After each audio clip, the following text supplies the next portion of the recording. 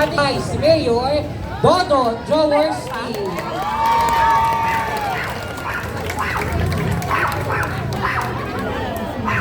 Okay, wala pala.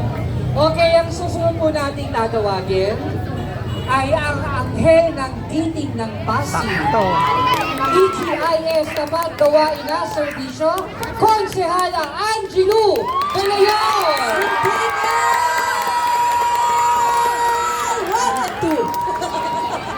Bakit magtampo biglaan? Dapat pinagbuhatan na naman si Kidaw ko. Magandang lalaki si Nice. Magandang gabi po sa ating lahat. May babatiin sana ako special guest si Biscuit para nawala na siya. Ayaw ng bata. Naku, ang cute pa naman yan. Naka-titing t-shirt. Magandang gabi po sa ating lahat. At maraming salamat po sa napakainit din yung pagtanggap sa Giting ng Pasig. Maraming pong salamat. At ready na ba kayo? Kasi 20 days na lang. Election na. I love you too. Pero bago ang lahat, nais kong magpasalamat. Alam ko naman dito sa pinagbuhat. Mas kulit. Bakit yun importante? Pero bago yan, mamaya sasabihin ko sa bakit yun importante. Nais kong magpasalamat sa inyo dahil noong 2022 po, ako po ay pinanalo niyo bilang konsehal. Maraming salamat po. At hihiling sana ako, pwede mag-round 2 bilang konsehal ninyo? Alam niyo po, marami dito kabatchmates ko. Yung mga kabatchmates ko. Sabi, sino dito yung mga batang 90s? Nasa kamay, batang 90s. Ayan. Bukod sa alam ko na yung mga edad ninyo.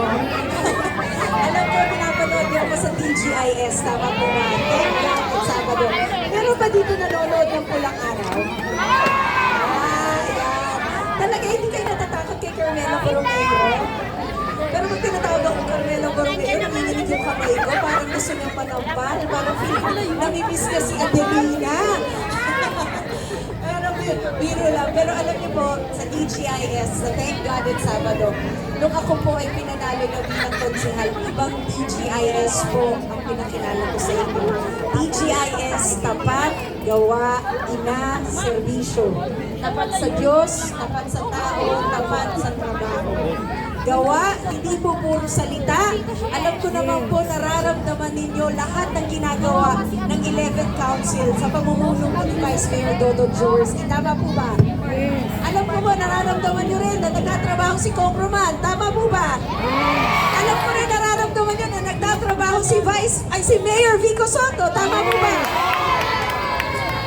So gusto kong i-congratulate kayong lahat dahil hindi kayo nagkamali ng mga binoto nyo noong 2022. Congratulations po sa bawat Pasigueño, sa ating lahat. Pero alam nyo po, itong laban po natin ngayong 20 days na lang, ito pong laban natin ngayong May 12. Ito po ay laban na po ng hindi lang ng kahit na sinong politiko. Hindi na ho ito laban ng kahit na sinong personalidad lamang. Laban na ho ito ng prinsipyo ng mga Pasigueño.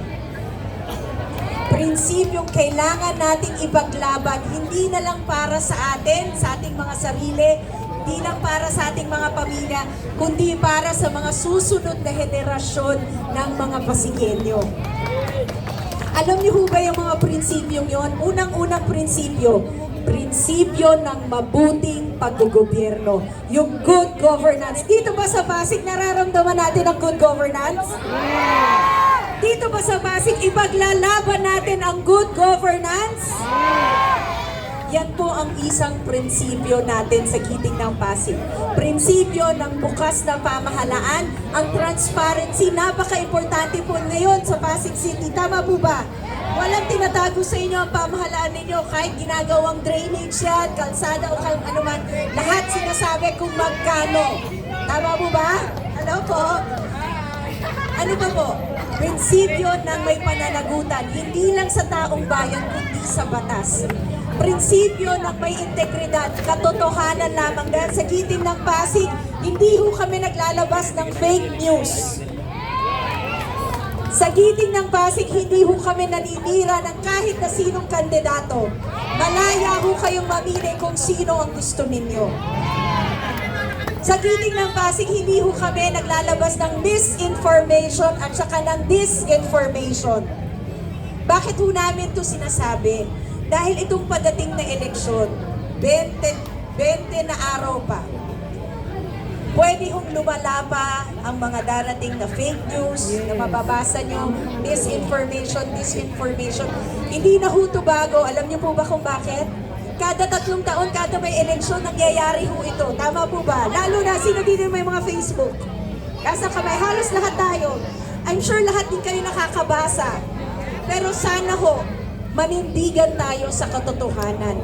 Manindigan tayo dun sa gobyernong may integridad. At alam nyo ba, ang pinaka-paborito kong prinsipyo ng giting ng Pasig? Ang prinsipyo ng pagkapantay-pantay ng bawat Pasigueño. Yan ang pinaka-paborito kong prinsipyo. Yes! Kaya ho itong darating na eleksyon, May 12 ho, meron tayong kailangan panindigan. Meron tayong kailangan tindigan. At yan po ang giting ng Pasig. Kaya sana ho, sa pinagbuhatan, vote straight giting ng Pasig po tayo. Pwede po ba yun? At sana ho, itong darating na Mayo, ako po ay makikiusap ng tulong at suporta ninyo ulit katulad ng 2022. Hindi na lang po para sa aking sarili, kundi para po sa buong team. Kaya sana ho, ngayon ho, ang mission na ho natin, kasabay ng pag-unlad ng Lungsod Pasig, ang pag-unlad po ng bawat Pasigueño. Yan na po ang gagawin natin sa second term po. Kaya sana po, huwag niyo kalimutan ang aking numero. Pwede po ba tayo gumanito? Ang aking numero ay? 8! Number 8 po sa balota ninyo, Angelo De Leon. Maraming salamat po. At again, sasabihin ko na, sa pinagbuhatan, panalo na ang giting ng Pasig dahil straight giting ng Pasig ang iboboto natin. Maraming salamat. Mabuhay po tayo mga Pasigueño. Mabuhay po ang Lungsod Pasig and God bless us all. Maraming salamat. Thank you. Muling iboto ang number 8 sa balota, Konsehala Angelo De Leon. Okay, Centennial 1A, Centennial 1B. Ang Mayor ng Pasig! Mayor Vico Soto!